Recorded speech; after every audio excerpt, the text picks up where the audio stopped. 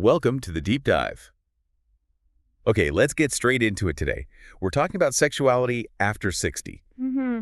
It's definitely a part of life that can feel quite private, maybe, but it's something everyone experiences, and it does continue as we age. Absolutely. So if you've perhaps noticed some changes yourself, or maybe you're just curious about what might happen down the line, well, you're in the right place. Exactly. We've really spent some time with the insights from Intimacy and Sexuality After 60 with Ellis from Love 60 Plus Mo, Hmm. just trying to get a handle on the shifts that happen, in our bodies, our relationships as we get older. Right. And the aim for this deep dive really is to pull out that key understanding and hopefully offer some practical ways to keep that intimate life fulfilling and, well, vibrant. Okay, so the first thing that really jumps out is why these changes even happen. It's not like a light switch flips at 60, is it? It seems much more gradual. Yeah, it's more of a slow unfolding. And what's really fascinating is the biology behind it. You've got these natural shifts, like our bodies producing less of certain hormones. Like testosterone and estrogen. Exactly. Testosterone in men, estrogen in women. And it's not just about, sex drive directly. These hormones affect a lot of things, including how our bodies respond physically. It's a real shift in our internal chemistry happening naturally over time. Okay, so it's biology. Mm-hmm. But it's not just biology, is it? The material we looked at mentioned other things contributing too. Oh, absolutely. Our general health, our lifestyle, they play a huge role. Think about ongoing stress, maybe from work changes, family stuff, or even just adjusting to retirement. That can definitely impact things. Makes sense. And then you have medications, sometimes necessary, but they can have side effects impacting sexual function.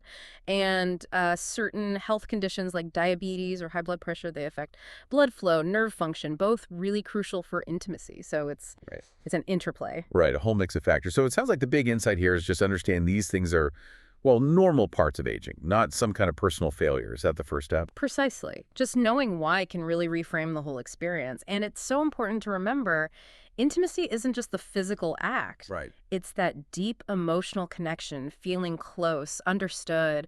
And honestly, that often becomes even more important as we get older. Okay, let's dive into some specifics then. The first common change mentioned is decreased libido, that lower sex drive. Well, that's something a lot of people experience, maybe quietly. Oh, it's incredibly common after 60. And it makes sense when you think about what we just discussed, right? The hormone levels shifting a bit, maybe more life stress kicking in. Uh-huh. Even adjusting to retirement, which sounds great, can change your energy, your routine.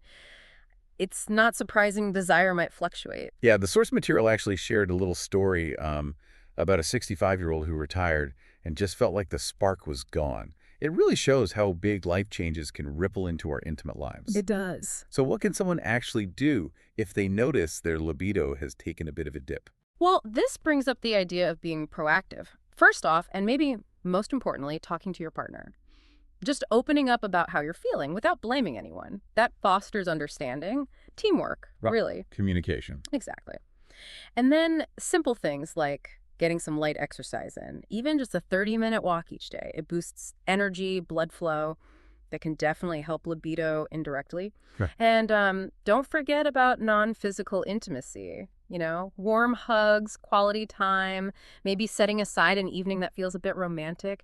These things can genuinely help rekindle that feeling of connection and desire. That's really practical. Yeah. Okay, the second change highlighted, this one specifically for men, is erectile dysfunction, ED. Can feel like a sensitive topic, but apparently it affects a lot of men. It really does. The statistic mentioned over half of men over 60 experiencing it. That shows just how common it is. And the sources point to a few key reasons. Like what? Well, reduced blood flow is a big one, just naturally happens with age. Blood vessels maybe get a bit less flexible. Also, conditions like diabetes play a role, and certain medications, often blood pressure meds, can contribute too. And the material really stressed recognizing this as, a normal thing that happens, and importantly, that there are solutions. It shouldn't be a huge source of worry. Exactly. And practically speaking, the sources suggest a few things, like incorporating foods with zinc. Oysters are famous for it, but walnuts too. Zinc seems to help with healthy sexual function. Interesting. And pelvic floor exercises, Kegels. They aren't just for women. They can help strengthen muscles involved in erections for men as well. Okay. And crucially, talking to a doctor, maybe a urologist, there are treatments, medications available. Men really don't have to just, deal with this alone. Good point. Okay, shifting focus to women now. The third change discussed is vaginal dryness. The sources link this pretty clearly to menopause. Yes, that's a direct result of lower estrogen levels after menopause. Estrogen is key for keeping vaginal tissues moist and elastic. So when those levels drop, dryness can happen, and that can make intercourse uncomfortable, sometimes painful. Right. And there was another anecdote about a 62-year-old listener worried how this would affect things with her husband. It really highlights the emotional side of this physical change. It's about connection, too. It absolutely is, but the good news here is there are very effective solutions readily available. Water-based lubricants are a simple first step. You can get them easily at any pharmacy, and they make a big difference right away. Lubricants. Yes. And beyond that, the sources suggest talking to a doctor about options like topical estrogen creams or maybe other hormone therapy choices. These can address the underlying hormonal shift. Got it. And again, like with libido, that open communication with a partner is just so vital for support for finding what works together. Makes sense. Okay, number 4 is something affecting both men and women.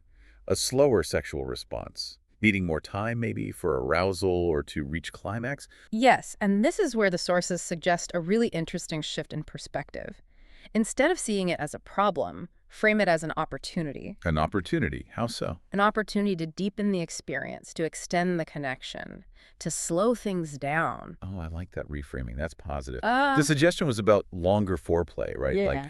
gentle massage or even just talking beforehand. Exactly. Building that anticipation, that connection before things become more physical.